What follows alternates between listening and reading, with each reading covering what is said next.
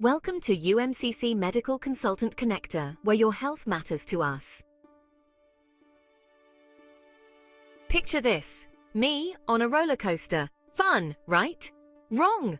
This roller coaster is inside my head. It's called a migraine. Imagine a woodpecker with a jackhammer going to town inside your skull. That's the vibe.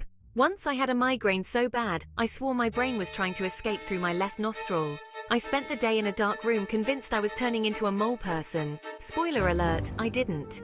But the struggle was real. So what exactly are these head-splitting horrors? Let's dive into the world of migraines and uncover what makes them so debilitating. Migraines are like the Beyoncé of headaches, intense, dramatic, and they always steal the show.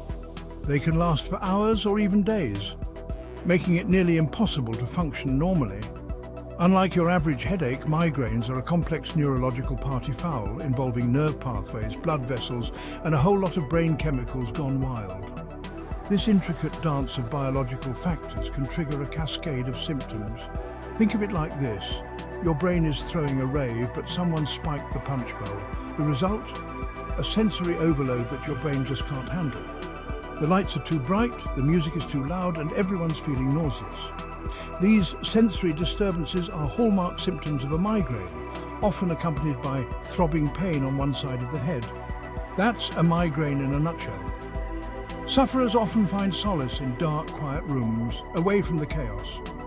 Understanding these triggers and symptoms is the first step in managing this condition. Migraines are like that friend who's allergic to everything. Super sensitive. Stress, lack of sleep, skipping meals, caffeine withdrawal, these are all migraine triggers. Oh, and let's not forget the weather. Apparently my brain has a personal vendetta against barometric pressure changes. And then there's food. Cheese? Nope. Chocolate? Don't even think about it. Red wine? Forget it. It's like my head is playing a never-ending game of dietary roulette. Mayday! Mayday! It's a migraine attack. This is not a drill, folks. If you've ever experienced one, you know how debilitating it can be. How do you know if you're having a migraine? It's not just a bad headache, it's a full-body experience that can leave you incapacitated. Well, apart from the feeling that a tiny Viking is playing drums in your head, there are other telltale signs. These symptoms can vary from person to person, but they are often unmistakable. You might see flashing lights, like a disco in your vision. These visual disturbances are known as auras and can be quite alarming if you're not used to them. You might feel nauseous, dizzy, or even lose your balance. It's like your body is rebelling against you, making it hard to function normally. And then there's the pain. Oh, the pain! It's not just any pain. It's a throbbing, pulsating agony that can make you want to curl up in a dark room and never come out. It's usually on one side of your head, like someone's taken a sledgehammer to your skull. This one-sided pain is a classic hallmark of migraines. You might be sensitive to light and sound, and even the slightest movement can feel like torture. Imagine every little noise and flicker of light amplifying your pain, making it almost unbearable to cope with daily activities. Is it a migraine or my brain melting? This is a question many people ask when they experience severe headaches. So, you think you might be suffering from migraines? These intense headaches can be debilitating and affect your daily life. First things first, go see a doctor. They'll ask you about your symptoms, medical history, and probably poke and prod you a bit. Don't worry, it's all part of the fun.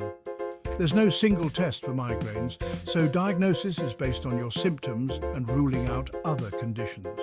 The good news is, once you know what you're dealing with, you can start managing those pesky migraines. Your doctor might recommend keeping a headache diary to track your symptoms and identify potential triggers. They may also suggest lifestyle changes, medications, or other treatments to help reduce the frequency and severity of your migraines. Remember, you're not alone in this, and with the right approach, you can find relief and improve your quality of life.